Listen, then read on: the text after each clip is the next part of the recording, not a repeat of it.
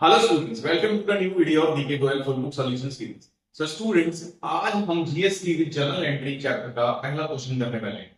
इससे पहले कि जीएसटी क्या होता है ये मैंने पिछली वीडियो में समझाया है। जिन स्टूडेंट ने वीडियो नहीं देखी है जाके देख सकते हैं। तो चलिए स्टार्ट करते हैं। क्वेश्चन देखिए, pass entries in the books of Mukherjee and sons assuming all the transaction taken place in the state of Uttar Pradesh assuming CGST 9% and SGST 9%। तो यहाँ पे बोला जा रहा है कि सारी की सारी ट्रांजेक्शन किसमें हुई है, सारी की सारी ट्रांजेक्शन उत्तर प्रदेश स्टेट के अंदर हुई है। तो ये यहाँ पे स्टेट क्यों बताई गई है, क्योंकि हमने पिछली वीडियो में पढ़ा था कि अगर ट्रांजेक्शन सेम स्टेट में होती है तो दो टैक्स लगते हैं जिसका नाम होता है सीजीएसटी, एसजीएसटी। और अगर अलग स्टेट में हुई होती है, एक स्टेट से दूसरे स्टेट में सामान गया होता है, तो वहां पे जो टैक्स लगता है उसको आईजीएसटी बोलते हैं।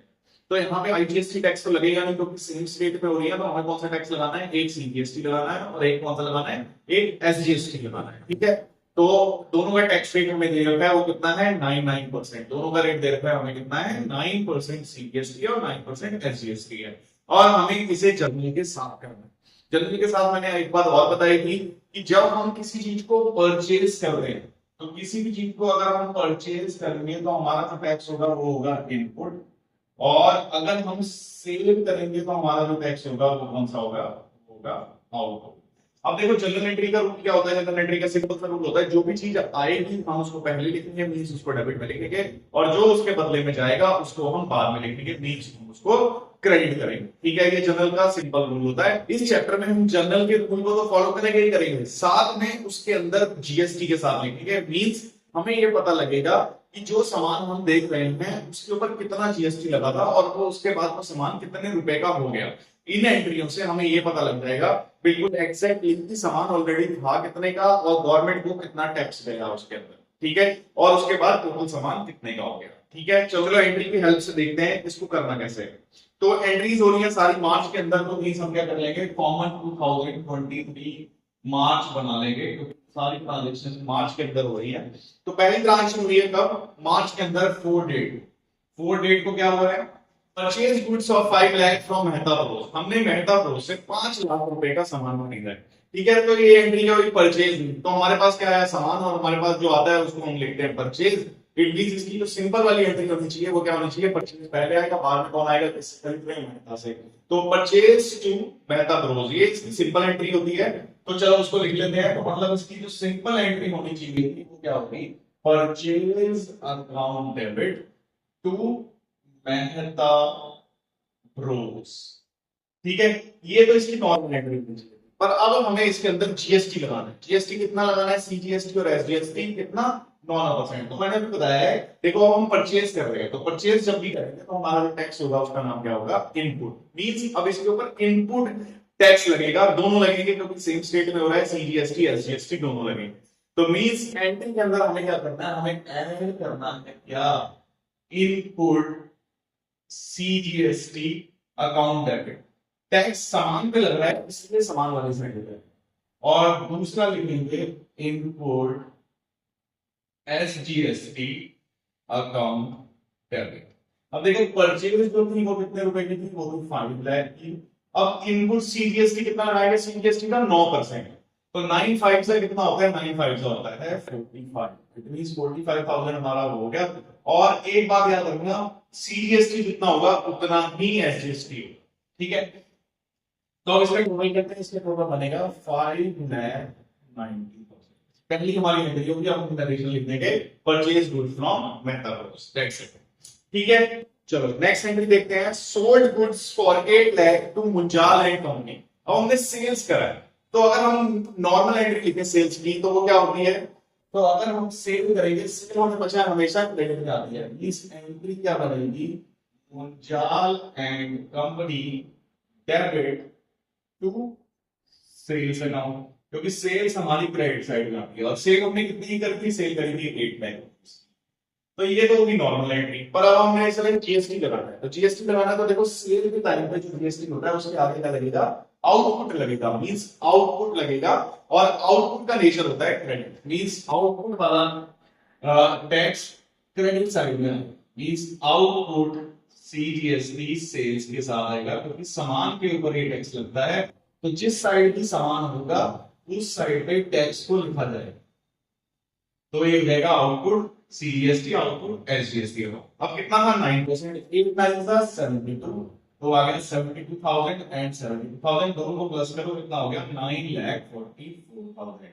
अब देखो सिंपल सी बात है, मैं आपको एक चीज बता देता हूँ, ये सामान जो ओरिजिनल में मैन्युफैक्चर हुआ था वो कितने का हुआ था 8 लाख का, उसके ऊपर 72,000 स्टेट ने अपने टैक्स लगा दिया, 72,000 सेंट्रल गवर्नमेंट ने अपने टैक्स लगा दिया, टोटल सामान कितना हो गया 944।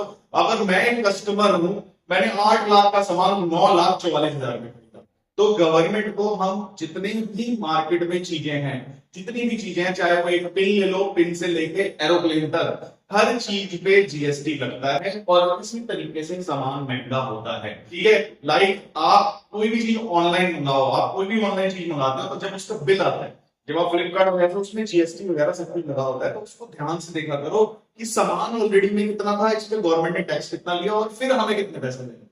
इट मींस यहाँ पे सिंपल बात है, 8 लाख का सामान हमें 9,44,000 रुपए देने पड़ रहे हैं, मींस 1,44,000 सीधा गवर्नमेंट को टैक्स दे दिया है हमने। तो ऐसा नहीं है, इंडिया में जितने भी लोग रहते हैं, 300 करोड़ लोग रहते हैं, हर कोई टैक्स दे रहा है। ऐसा नहीं है कि कोई ऐसा गवर्नमेंट कह देती है कि तुम लोग टैक्स नहीं दे रहे हो। डायरेक्ट टैक्स हो सकता है कि बहुत कम लोग देते हैं, पर इनडायरेक्ट टैक्स जो जीएसटी है वो हर इंडिविजुअल देश का भर रहा है। चलिए नेक्स्ट एंट्री देखते हैं। नेक्स्ट एंट्री है 15 को paid for advertisement 40,000 by cheque. हमने क्या किया, एडवर्टाइजमेंट कराया और उसकी पेमेंट कर दी। अब देखो यहाँ स्टार्टिंग में लिया हुआ था जीएसटी लगाना है, और हमने इससे पिछली वीडियो में पढ़ा था कि कौन कौन सी आइटम्स है जिसके ऊपर जीएसटी नहीं लगता है।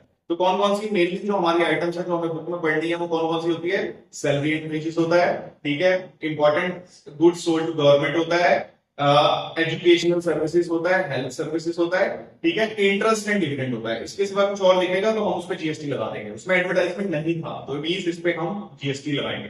तो कितनी डेट को, 15 डेट को हमने एडवर्टाइजमेंट कराया। तो अगर इसकी नॉर्मल एंट्री करेंगे तो क्या होगी एडवर्टाइजमेंट की, एडवर्टाइजमेंट जो भी चीज हमारे पास आती है उसको पहले लिखते हैं, तो means advertisement account debit to, इसके बदले में हमने चेक से पैसा दिया तो इट मींस यहां आएगा बैंक। ये हमारी नॉर्मल एंट्री होती है। और एडवर्टाइजमेंट कितने रुपए का था, एडवर्टाइजमेंट था हमारा 40,000 रुपीज का। अब देखिए जो हमने एडवर्टाइजमेंट 40,000 पे कराया, अब उसके ऊपर जीएसटी करेगा। अब जीएसटी मैंने अभी पहले बताया उस तरफ लगेगा जिस तरफ सामान हो या सर्विस। तो देखो सर्विस है, एडवर्टाइजमेंट इज अ सर्विस, ठीक है, तो सर्विस है, सर्विस जिस तरफ है उस तरफ जीएसटी लगेगा। तो हम परचेज कर रहे हैं, एडवर्टाइजमेंट को हम परचेज कर रहे हैं, तो जीएसटी का नाम क्या होगा, जीएसटी का नाम इनपुट होगा। और इनपुट का नेचर मैक्सिमम केसेस में अगर वो रिवर्स नहीं हो रहा है तो करेंगे, ठीक है, मींस इनपुट कहां आता है, इनपुट डेबिट साइड में आता है, means input CGST account debit यहां आएगा, और इनपुट एसजीएसटी अकाउंट डेबिट यहां आएगा, ठीक है। 9% लगाना, 9 4 से कितना होता है, 9 4 36, 9 4 36। अब इसका टोटल करेंगे तो टोटल इसका बनेगा 47,200। अब सिंपल सी बात देख लो, जिसकी कॉस्ट प्राइस 40,000 थी उस पे भी गवर्नमेंट को 3600 रुपए टैक्स चला गया, और वो हमें कस्टमर को, क्योंकि जीएसटी जो है वो लास्ट में कस्टमर को पे करना होता है, कोई दुकानदार इसको पे नहीं करता है, जितने भी मिडिल मैन है वो पे नहीं करेंगे, लास्ट में कस्टमर को ही इसको पे करना है। तो मींस हमें 7,200 रुपए इसमें से भी हमने टैक्स दे दिया गवर्नमेंट को, ठीक है। नेक्स्ट एंट्री देखो 18 को purchase furniture for office use 50,000 and payment made by cheque. अब हमने फर्नीचर खरीदा है ऑफिस यूज के लिए और पेमेंट कर दी किससे, चेक से, 18 दिन। तो हमारे पास क्या है, नॉर्मल एंट्री क्या बनेगी, हमारे पास आएगा फर्नीचर, तो एंट्री क्या करेंगे, फर्नीचर अकाउंट डेबिट, और इसके बदले में गया क्या, इसके बदले में गया है तो उसको लिखेंगे टू बैंक अकाउंट। फर्नीचर कितने रुपए का था, फर्नीचर था हमारा 50,000 रुपीज का। अब देखो फर्नीचर एक एसेट है और इसके ऊपर भी टैक्स लगेगा। अब हम परचेज कर रहे हैं तो इनपुट टैक्स लगेगा, और इनपुट हमेशा डेबिट में आता है, ये कहां पे आएगा, इस साइड पे आएगा, input CGST account debit, input SGST account debit. कितना लगाना है, 9%, 9 5 का 45 मींस 4500 हो गया 50,000 का। देखो जो सामान था, फर्नीचर जो था 50,000 में तैयार हुआ था, उस पे गवर्नमेंट ने 9,000 रुपए टैक्स ले दिया और हमें 50,000 चुकाने पड़े, ठीक है। इसका मतलब ये है एसेंट। नेक्स्ट बनते हैं 25 paid for printing and stationery 8,000। Printing and stationery कब है, 25 अब इसकी नॉर्मल एंट्री क्या कर देंगे, प्रिंटिंग एंड स्टेशनरी पहले ये आ रहा है और उसके बदले में पैसा जा रहा है, पैसा नीचे की साइड आएगा, ऊपर की साइड आएगा प्रिंटिंग एंड स्टेशनरी, इस पे भी टैक्स लगता ही लगता है। और अब ये प्रिंटिंग एंड स्टेशनरी हम परचेज कर रहे हैं तो इट मींस इस पे क्या कौन सा टैक्स लगेगा, इस पे टैक्स लगेगा इनपुट सीजीएसटी अकाउंट डेबिट और इनपुट एसजीएसटी अकाउंट डेबिट, और इसके बदले में हमने क्या दिया होगा, इसके बदले में दिया है हमने पैसा, तो आएगा बैंक अकाउंट। ठीक है, प्रिंटिंग एंड स्टेशनरी की वैल्यू कितनी थी 8000 रुपीज, इस पे 9% लगाना है, 8 9 72 720 रुपए सीजीएसटी हो गया, 720 रुपए एसजीएसटी हो गया, इस पर टोटल करो 9440 रुपीज। ठीक है, तो इट मींस 8000 की जो प्रिंटिंग एंड स्टेशनरी है उस पे 1440 का टैक्स लगा और हमें टोटल पैसे कितने देने पड़े 9440। ठीक है, लास्ट एंड देखो payment of paid of balance amount of GST. तो देखो ये यहाँ पे इसका मतलब क्या है कि हमने गवर्नमेंट को पेमेंट कितनी करी उसकी एंट्री बना के दिखानी है। तो देखो मैक्सिमम स्कूल्स जो भी हैं वो इस एंट्री को छुड़वा देते हैं, लेकिन जिस स्कूल ने छुड़वा दी है आप उसको स्किप कर सकते हैं। और अगर आप ये एंट्री सीखना चाहते हो कि इसका मतलब क्या होता है तो आप इस वीडियो में रह के इसको अभी भी सुन सकते हैं। तो देखो इसका मतलब क्या होता है, इसका एंट्री मतलब है कि हमें टैक्स की पेमेंट करनी है। तो गवर्नमेंट को टैक्स की पेमेंट करनी कौन सी होती है, तो हम एज ए इंडिविजुअल फॉर्म अगर हम फॉर्म है तो हमें आउटपुट टैक्स की पेमेंट करनी होती है। तो आउटपुट टैक्स कौन सा है, तो देखो इस क्वेश्चन की अगर मैं बात करूं तो आउटपुट हमारा देखो बाकी सारे इनपुट थे, आउटपुट वाला एक था 72000, मींस हमें 72000 रुपीस किसको पे करना है, 72000 सीजीएसटी पे करना है और 72000 एसजीएसटी पे करना है। ठीक है, पर हमने बहुत सारे टैक्सेस रखे हैं। ठीक है, 72000 तो चलो हमने तो एक ही मिला और हमने बहुत सारे टैक्सों की पेमेंट करी थी। तो गवर्नमेंट का रूल होता है कि जितने भी इनपुट टैक्स होते हैं वो सारे टैक्स आउटपुट के अंदर एडजस्ट कर दिए जाते हैं। मतलब सिंपल सी बात है कि जितना आउटपुट टैक्स होगा उसमें से पहले इनपुट वाला जितना भी टैक्स होगा उन सबको माइनस करेंगे और जो पैसा बचेगा उस पैसे की पेमेंट करेंगे। ठीक है, तो इस एंट्री को करना कैसे, तो इस एंट्री को करने से पहले तो हमें बनाना पड़ेगा वर्किंग नोट्स में हम क्या पता लगाएंगे, भैया हमारे पास आया कितना टैक्स और हमने चुकाया कितना, ये हम इसमें बनाएंगे। तो देखो आया कितना है, तो पहले आउटपुट वाला निकालता, तो आउटपुट सीजीएसटी कितना है, तो आउटपुट इसमें आउटपुट सिर्फ एक ही है तो उसमें कितना है 72000, तो सिंपल क्लियर बात है कि 72000 आया है। और आउटपुट एसजीएसटी कितना है, तो देखो दूसरा निकालने की जरूरत नहीं होती क्योंकि सीजीएसटी और एसजीएसटी हमेशा सेम है, तो दूसरा आ गया 72000। ये तो आ गया हमारा आउटपुट का। अब हम बात करते हैं कि हमारा जो इनपुट है वो कितना, तो इनपुट वाला टोटल करते हैं। तो इनपुट सीजीएसटी देखो पहले, इनपुट सीजीएसटी को निकालेंगे तो कितना कितना आया, देखो सबसे पहले हमने लगाया 45, तो 45000 एक आ गया। अब उसके बाद प्लस करेंगे, इनपुट ये रहा कितने का 3600 का, वो आ गया। उसके बाद हम प्लस करेंगे फर्नीचर पे लगा 4500 का, वो प्लस करेंगे। उसके बाद नेक्स्ट प्रिंटिंग एंड स्टेशनरी में लगा 700 वो प्लस कर देंगे। इन सबको प्लस करके हमारी वैल्यू आएगी 53820। ठीक है, तो जितना इनपुट सीजीएसटी है उतना ही इनपुट एसजीएसटी हो जाएगा, दोबारा से आपको निकालने की जरूरत नहीं है। तो एसजीएसटी इनपुट एसजीएसटी कितना हो गया 53800। ठीक है, टैक्स पेमेंट का मैंने बताया है कि टैक्स कितना भरना होता है, आउटपुट में से इनपुट को माइनस करके जो भी वैल्यू बचेगी टैक्स हमें उतनी पेमेंट करनी।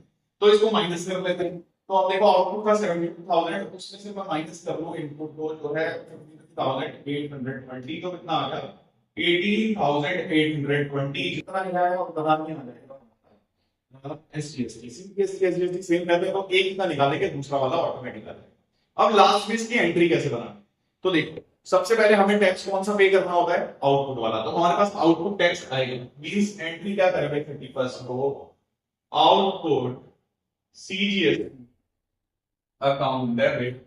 और दूसरी बात, हम जब सीजीएसटी और एसजीएसटी लिखेंगे तो कोशिश करो कि सीजीएसटी को ऊपर रखो, क्योंकि because centre is greater than state, तो हम कोशिश करते हैं कि सेंटर को पहले रखें। तो भी आपने देखा होगा पूरी एंट्री में सीजीएसटी को पहले लिखा गया है और एसजीएसटी को बाद में लिखा है।